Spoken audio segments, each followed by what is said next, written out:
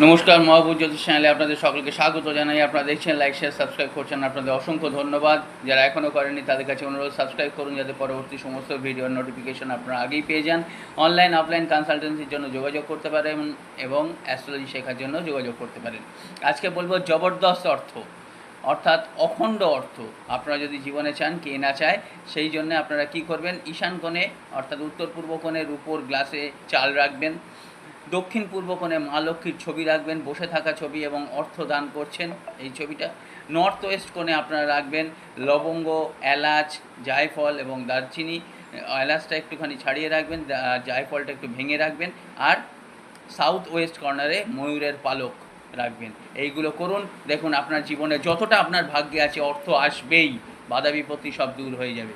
এই বিশ্বাস করে করুন, ভরসা করে করুন, ফল পান, তারপর ফোন করুন। নমস্কার, ভালো থাকবেন। নমস্কার, ধন্যবাদ।